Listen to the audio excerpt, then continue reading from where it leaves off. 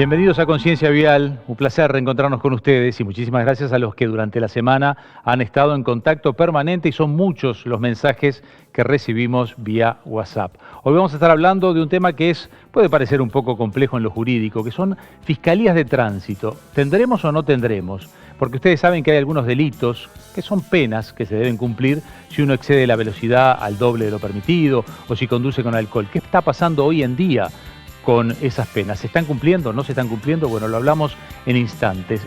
Así que ya les propongo comenzar Conciencia Vial.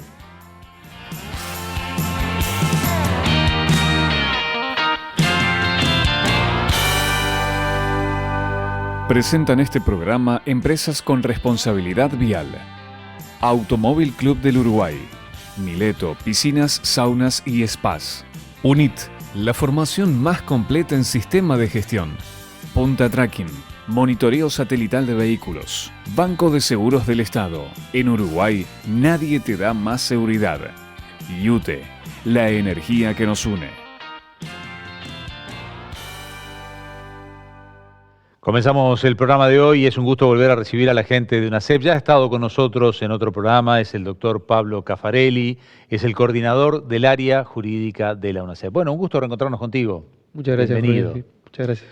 Estuvimos hablando la vez pasada de la libreta por puntos y de lo que era la ley 19.824. Hoy vamos a hablar de un proyecto que quizás esté un poco más lejano, pero que tiene que ver más con lo jurídico. Él es abogado y escribano y por eso decidimos convocarlo nuevamente, que es el proyecto de las fiscalías de tránsito. De un tiempo a esta parte, desde que la fiscalía es un organismo autónomo, se han ido creando fiscalías especializadas las primeras fueron para crimen organizado, para delitos de violencia, para temas de narcotráfico, y está por allí la idea de una fiscalía especializada para lo que tiene que ver con la seguridad vial, o por lo menos con el tránsito o la movilidad. ¿Es así? Exacto, Jorge. Bueno, hubo grandes impulsos para esto, mucha gente que se movió por el tema, incluso se recolectaron firmas, etcétera. Entonces, obviamente la UNACEP, al ser la rectora de Seguridad Vial, tomó el caso. Nos reunimos en su momento con quien era el fiscal hace un tiempo de la Nación, Díaz, pero después también con Gómez, por esta temática, y con ambos terminamos concluyendo que no era el momento, puesto que con la pandemia de por medio, etcétera, estaba muy complicado el tema de financiamientos y demás para poder tener una nueva fiscalía. Entonces ahí, desde UNACEP, dijimos, bueno, veamos a ver qué podemos hacer con lo que tenemos, digamos. ¿Qué es lo que tenemos? Hay, bueno, toda una ley que determina cuál es el procedimiento en los casos de faltas y lo que se hace y a dónde va. ¿Cuál era el cuello de botella? Que uno, al hacer la denuncia de una falta, por ejemplo, conducción sin casco, sin libreta, bueno, bajo los efectos del alcohol a cierto grado y una velocidad del doble de la permitida, etcétera, se hace la denuncia, va, y luego en el procedimiento que se hace en el juzgado de faltas en Montevideo o en los juzgados de paz en el interior, en esa audiencia tenía que comparecer el Ministerio Público, o sea, Fiscalía. Y eso es lo que hacía que en mayor parte de los casos no se puedan perseguir, porque el gran volumen de trabajo que tienen las fiscalías en todo el país tienen que priorizar ciertas cosas y bueno, obviamente que adelante de un homicidio, de una rapiña, etcétera, un caso de conducción sin casco o algo quedaba relegado. Claro. No estamos hablando de un siniestro en el que murió gente, porque eso ya se judicializa seguramente porque hay una muerte. Exacto. Estamos hablando de un escalón más abajo. Un escalón más abajo. Y así lo veían los fiscales entonces, también lo veían como un escalón más abajo. Claro, así ellos hacían su ponderación con todo el trabajo que está, porque digo, no es que lo hagan por una mala voluntad, es un tema de que no les da físicamente los tiempos con los recursos humanos existentes. Entonces, ahí dijimos, bueno, tenemos que hacer algo ingenioso para poder solucionar este problema.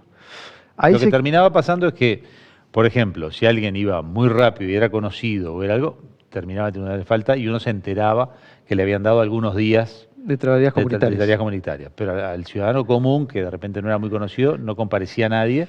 Se terminaba archivando. Y se iba a archivar esa causa. Se termina archivando porque al no tener trámite por cierto tiempo, se archiva y bueno, y queda por allí el asunto, que es lo que pasa con la mayor parte de la falta. Entonces, ante eso, que también nosotros, que no se aplique la normativa que se hace justamente para la seguridad vial, entonces se intenta proteger algo tan vital, pero tan frágil como la vida, porque nosotros salimos a la calle y ante un auto a una velocidad muy alta, eso que nos parece tan común y tan fácil que es tener la vida, lo perdemos en un segundo. No, porque además vamos a ser sinceros, genera una mala costumbre y un pésimo aprendizaje. Por ejemplo, imaginemos que toman a alguien que ya le habían sacado la libreta porque venía alcoholizado. Exacto.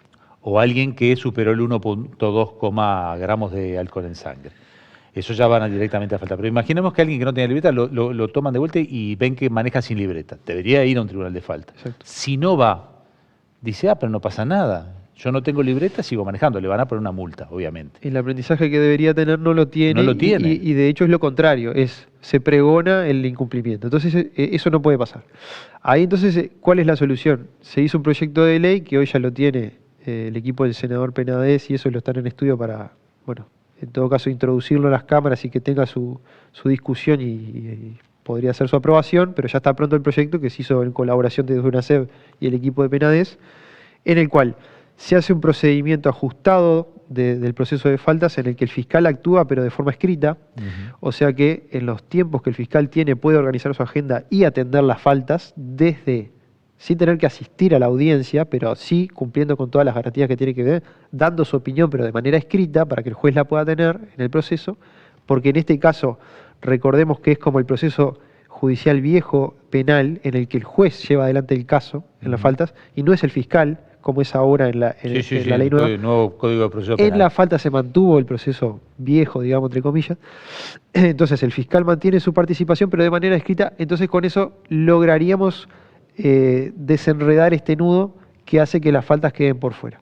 Con eso comenzaríamos a poder tener procesamientos más efectivos por la comisión de faltas y que las personas realmente, si cometen una inconducta, tengan la debida sanción. No sería entonces la creación de fiscalías de tránsito. Ese es un proyecto que por ahora está stand-by. Exacto. Sería darle la potestad a un fiscal que en lugar de tomarse todo ese tiempo que le requiere ir a la audiencia, lo pudiera hacer en sus tiempos libres, presentar un escrito. Exacto. Y que el juez sí se tome el tiempo. El juez de falta sí se tome el tiempo. El juez sí va a tener que estar en la audiencia porque es lo porque además es un juez de falta. Es lo que corresponde. Y ahí además, ¿qué pasa? El fiscal cuando va a una audiencia no es que va una hora y se vuelve.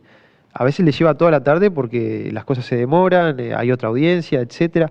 Entonces con esta realmente se le optimiza muchísimo los tiempos a esas personas. Y después, bueno, la parte B de este proyecto, que también se presentó, es algunas inconductas ya previstas como faltas, agravar la pena y comenzar la figura llamada delitos contra la seguridad vial. Esos delitos contra la seguridad vial serían dos: las picadas y la conducción temeraria. Las picadas, que ya eran parte de las faltas posibles, agregando algunas situaciones para dejarla aún más fácil de que sea, digamos, prevista por las autoridades que la capten, y la conducción temeraria, que yo entiendo que una es conexa con la otra. ¿Por qué pasa? A veces cuando van a fiscalizar una situación de picadas, se dispersan y se escapan. Cuando se escapan, muchos hacen conducción temeraria, conducen a más del doble de la velocidad permitida y muchas veces bajo el consumo de sustancias como drogas, alcohol y eso, que es lo que nosotros prevemos como esa figura. Entonces le damos la herramienta a la autoridad para que pueda fiscalizar y obviamente punificar eso con unas penas mínimas de prisión y máxima penitenciaría. Como tiene pena mínima de prisión, en el primer cometimiento de estos delitos puede ser sin pena efectiva de cárcel, o sea, puede terminar siendo condenado sin prisión por ser la primera vez, digamos. Tendría que hacer igual tareas comunitarias. Sí, pero aparte te queda el antecedente. Te queda el antecedente. Y entonces, si viene después una segunda, ya difícilmente... El antecedente queda hasta que se expira el tiempo de sentencia. El tiempo si te dieron 2 años... El tiempo de medida sustitutiva. De medida sustitutiva. Te dieron 2 años, pero vas a estar libre esos 2 años si volvés a reincidir. Exacto. O sea que ya no podés quedar libre. Afinaríamos el proceso de falta para que realmente haya condenas en falta y también agravaríamos las que creemos que son las más pesadas y más graves y las que más atentan contra la seguridad de toda la sociedad, porque cuando uno sale a la calle tiene su derecho a la vida, etcétera, pero al hacer conductas impropias no es que el Estado venga y te quiera fiscalizar, etcétera, es que te tiene que cuidar de que vos también no hagas algo malo para los demás. Jurídicamente esto tiene un parangón en otros países, se han tomado como ejemplo algunas otras naciones en donde funciona. Sí, funciona en la región, en Argentina, sin ir más lejos, tienen prevista la figura de las picadas como un delito. Después en España también existen ambas, la conducción temeraria y las conducciones, las participaciones en carreras de vehículos no autorizadas, como se llama. O sea, no se le llama picada, se le llama, es el nombre técnico. Y en ambas jurisdicciones existe, se tomaron esas lecciones aprendidas de otros países, bueno, y se hizo algunos ajustes para lo que es la realidad uruguaya, y que sirva porque justamente yo y todo el equipo de UNACEB, al analizar esto, vimos que las autoridades tienen la queja de que no tenían las herramientas necesarias en estas situaciones para poder afrontarlas y que después finalmente no se podía hacer una efectiva fiscalización o un efectivo castigo, digamos, a los que hacen estas inconductas. Entonces, generamos una opción que da muchas herramientas para que ellos sí puedan terminar poniendo las penas a los que hacen este tipo de actividades. Y entendimos que hay que tener una mano un poco más dura con estas cosas porque realmente son muy graves. Sí, igual en las picadas, y ya se nos está acabando el tiempo, quería decirte que creo que hay un gran problema de fiscalización también, ¿no? Porque se enteran los vecinos de las picadas y a veces llega muy tarde la autoridad.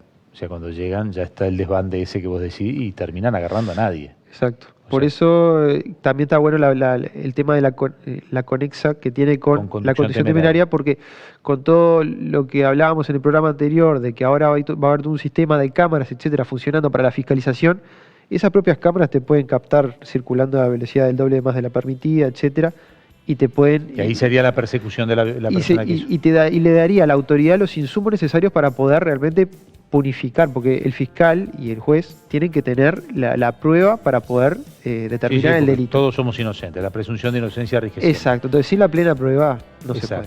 Gracias por hoy, por lo menos para entender hacia dónde íbamos con el tema judicial, en lo que podían haber llegado a ser fiscalías de tránsito y que terminan siendo estas modificaciones. Gracias, un gusto como siempre, saludos a la gente de la UNACEB. Muchas gracias, saludos. Nosotros hacemos una brevísima pausa, pero muy breve, y ya venimos porque vamos a estar hablando de movilidad eléctrica en el próximo bloque.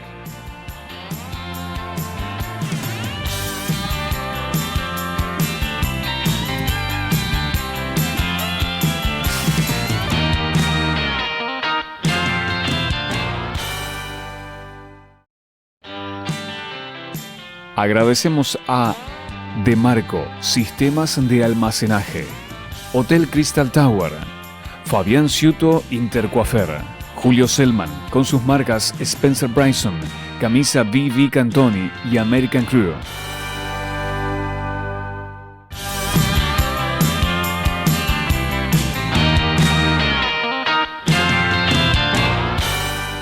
Seguimos recorriendo el programa de hoy, entramos en el tramo final de Conciencia Vial y es un gusto recibir a la gente de UTE. Hoy vamos a estar hablando con Pablo Cavallo, que es especialista en despliegue de movilidad eléctrica. Un gusto, Pablo. Mucho gusto.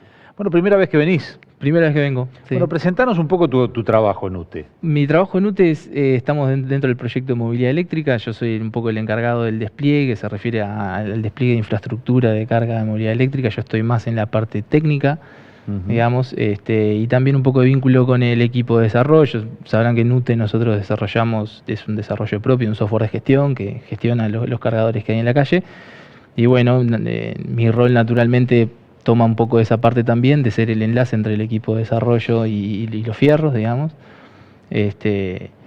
Y naturalmente después, como en el equipo terminamos siendo pocos, terminás tocando un poco de cada cosa. Todo. Exacto. Bueno, como en Uruguay, mismo. Está bien. No, lo que se está dando es un proceso acelerado. Todavía, en cuanto, si uno mira los porcentajes, el crecimiento del auto eléctrico es abismal. Lo que pasa es que arrancamos de pocos autos, entonces de repente de un año para el otro aumentó un 300%. Exactamente. Pero veníamos de muy poco. Lo mismo debe repercutir en ustedes. ¿Cómo viene la movilidad eléctrica para UTE? Por supuesto que para UTE es una prioridad el tema de la movilidad eléctrica, pero viene dado por dos cosas. Una, por el crecimiento del parque automotor que vos estabas indicando, que es un crecimiento muy constante, muy marcado y una tendencia muy incremental, es casi exponencial, te diría. Entonces eso te obliga a darle prioridad al tema porque tenés que acompañar esa demanda. Y por el otro lado es algo prioritario desde el punto de vista país, porque la movilidad eléctrica toma un rol muy preponderante en esta carrera en la que el país ha embarcado de la descarbonización, de la reducción de emisiones de carbono. Entonces la movilidad eléctrica es muy importante en todo ese proceso. Claro, la movilidad eléctrica implica consumir más energía. Por un lado, el que se compra un auto eléctrico lo puede cargar en su casa con un enchufe de yuco y no le va a complicar mucho a UTE, pero seguramente donde está preocupado UTE es en decir, bueno, pero brindemos el abastecimiento a estos autos de manera más profesional, con cargadores, con los famosos SAVE. Exacto. Es decir, ¿cómo viene esa etapa? Exacto. Lo que pasa, tú también marcabas que había que, para cargar un vehículo eléctrico, por supuesto que hay que utilizar mucha energía, pero esa energía es limpia, es verde, Claro. en el caso de UTE, que eso es importante mencionarlo porque muchas veces se repite, pero no se toma real conciencia de lo que se está diciendo. La matriz energética de UTE, que es 100% de fuentes renovables prácticamente, implica que para cargar un vehículo no estás quemando combustible fósil No, para está bien, cargarlo, está sino bueno. que... Claro, porque si sino no, que- lo que estás quemando por un lado, lo estás evitando por otro. Exactamente. Igual sería un ahorro, igual Sí, por la compensaría, eficiencia, por la eficiencia de las baterías, sí, es verdad. Nosotros hemos desarrollado ya una red de carga en alterna, en corriente alterna, que en algún punto le garantiza al usuario de vehículo eléctrico que puede ir, puede moverse a lo largo y ancho del país con cierta probabilidad, una probabilidad muy baja de quedar varado.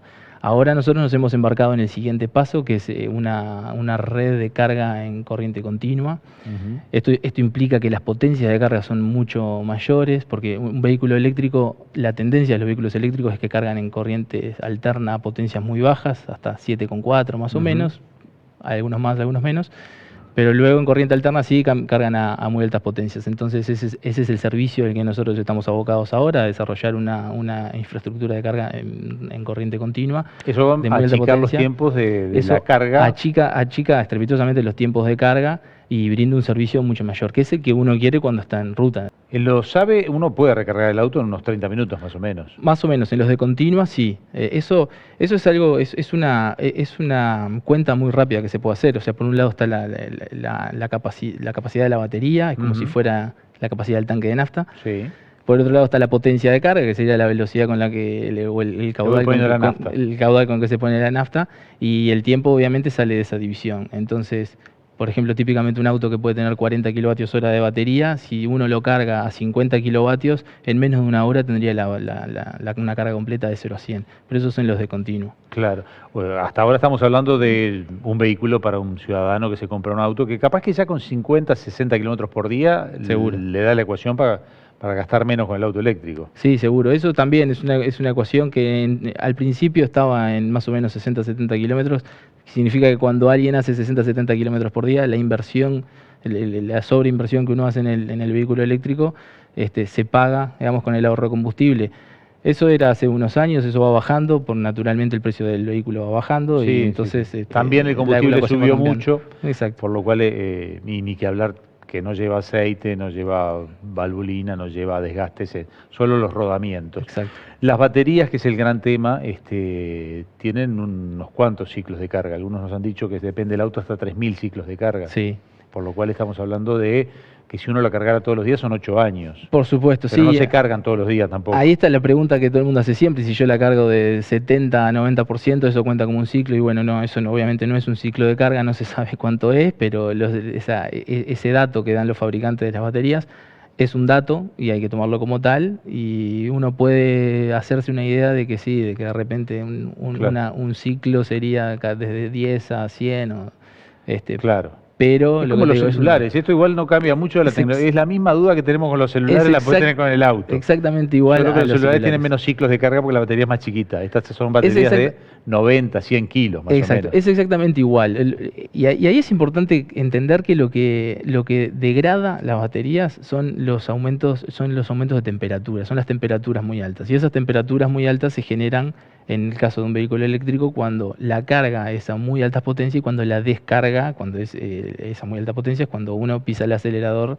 Claro. de forma violenta. Claro. Entonces ahí la batería está entregando una cantidad de corriente muy grande que levanta la temperatura, y bueno, eso a la larga, si está todo el día así, Sí, empieza a claro. degradar la batería. Es lo mismo que el celular: cuando sentís el celular caliente es porque la batería se está degradando por alguna razón, Claro. que el celular está consumiendo demasiado. Claro, tal cual, es un buen dato ese. Sí, no, normalmente el auto está diseñado por una velocidad estándar. Si por momentos lo exijo más, Exacto. es probable que las baterías calienten, pero después se enfriarán. Eso Exactamente. no genera mucho. ¿Qué pasa cuando estamos hablando del auto particular, no? ¿Qué pasa cuando nos enfrentamos al desafío? Yo no me voy a enfrentar, ellos se van a enfrentar a ustedes, pero me pongo en lo mismo, pero de, por ejemplo, decir, bueno, cambiemos toda la flota de ómnibus por eléctricos, que ha empezado a cambiar. Allí hay que abastecer a muchos ómnibus que tienen que cargar mucho al mismo tiempo, que hay que estacionarlos. Sí. ¿Eso es viable en el Uruguay al corto plazo? Sí, sí, es perfectamente viable. Ahí el rol que tiene UTE es garantizar la energía eléctrica, garantizar que la potencia esté disponible en los lugares donde se requiera, digamos, porque eso va a depender un poco de cada operador de transporte colectivo, la logística que tenga, dónde va a cargar esos vehículos, pero sí el rol de UTE está en garantizar esa energía y hoy en día no hay problema. Por supuesto, ¿Usted podría garantizar que toda la renovación de vehículos de transporte colectivo, todos los ómnibus, si quisieran no traer más a gasoil y quisieran traer solo eléctricos, se puede? Sí, eso no hay problema. Desde el punto de vista de red de UTE no hay problema. Hay un convenio vigente con Duxa, por eso nosotros instalamos cargadores en las estaciones ANCAP, que son Porque de además Duxa. ustedes pueden llegar a ser los mayores competidores de ANCAP en un futuro. Bueno, es una forma de verlo. Sí, pero es que a mayor consumo de electricidad, menos consumo de... Sí, de todas formas es un camino muy largo para que eso se dé, digamos, para que ANCAP empiece a sentir Claro. ese cambio en la demanda de combustible. Te hago una pregunta bien abierta, que ya es la última. ¿La movilidad eléctrica es compartible con otras movilidades que también se está hablando, como el hidrógeno o como Sí. los híbridos? Es decir, el híbrido es eléctrico, lo podemos poner en el eléctrico. Y pero el hidrógeno también, en el definitiva, porque hidrógeno también. son vehículos que funcionan con celdas de hidrógeno, que lo que hacen es utilizar el hidrógeno para generar electricidad que alimentan Claro. los motores eléctricos. Pero sí, son perfectamente complementarios. La tecnología del hidrógeno es perfectamente utilizable hoy en día en el caso del transporte de cargas pesadas, de larga distancia. Eso es una solución. El hidrógeno sería una solución tecnológica muy viable.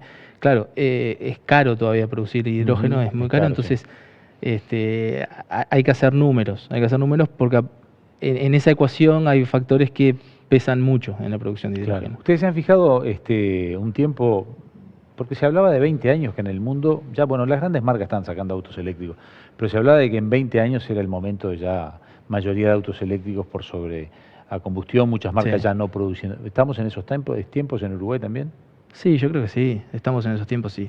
Va a ser un proceso largo, lo que pasa es que es como te decía, Uruguay está en una posición muy favorable como para fomentar. Porque la generación eléctrica es sustentable. Porque la Y generación, exactamente, porque la matriz energética así lo pide y porque lo podemos hacer, digamos. Entonces, también cuenta con que es un país chico, de hecho, la reducción impositiva en la que está haciendo frente el Estado con la exoneración del IMESI, la exoneración de la TGA, que es la tasa global arancelaria, para la importación de vehículos eléctricos, eso es una renuncia muy grande que está haciendo el Estado, y está todo enmarcado en esto, ¿no? en este camino de descarbonización que hablamos al principio. Muchas gracias por hoy, un gusto haberte tenido en Conciencia Vial. El gusto es mío. También el gusto de encontrarnos con ustedes cada semana. Estamos terminando el programa de hoy, ya nos despedimos, los estamos invitando ya para la próxima semana, para que estén en contacto con nosotros.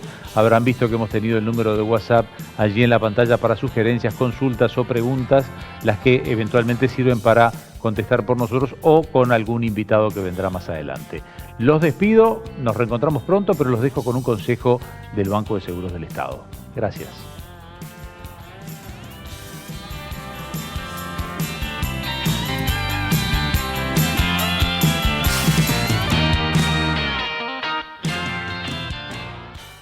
Hola, bienvenidos a la Academia de Choferes Seguros de Banco de Seguro del Estado.